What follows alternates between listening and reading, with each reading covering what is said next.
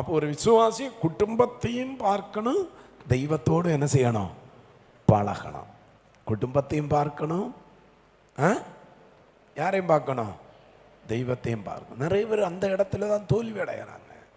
அம்மா நான் தெய்வத்துக்காரையும் பார்க்கணும்னு சொல்லி புருஷன் வேலைக்கு போயிட்டு வருவார், எங்கள் வீட்டில் அம்மா இருக்க மாட்டாங்க. அம்மா அப்போ பாருங்க எங்கே இருப்பாங்க, சர்ச்சிலோ இல்லைன்னு வேற எங்கேயாவது.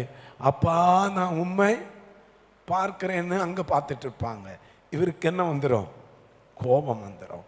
பாருங்க, குடும்பத்தில் உள்ள காரியத்தை சரியா பார்க்கணும். ஒரு ஊழியக்காரனுக்கு கூட பிரமாணம் கொடுக்கும்போது தன் குடும்பத்தை பார்க்காதவன் என் சபையை, கர்த்தருடைய சபையை எப்படி பார்ப்பான், எப்படி நடத்துவான், அதுதான் கேள்வி. பாருங்க, எந்த ஒரு விசுவாசியும் எந்த ஒரு தேவ பிள்ளையும் குடும்பத்துக்கு செய்ய வேண்டிய எல்லா காரியம் செய்யணும். அதே வேளையில் கர்த்தரோடு பழகிறதையும் விட்டுவிடக்கூடாது.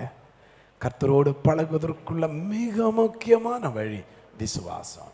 விசுவாசித்து தெய்வத்தோடு பழகின மனுஷர் 2 பேரை மிக முக்கியமாக சொல்லலாம். ஒன்று யாரு, ஏனோக்கு, இன்னொன்று ஆபிரகாம்.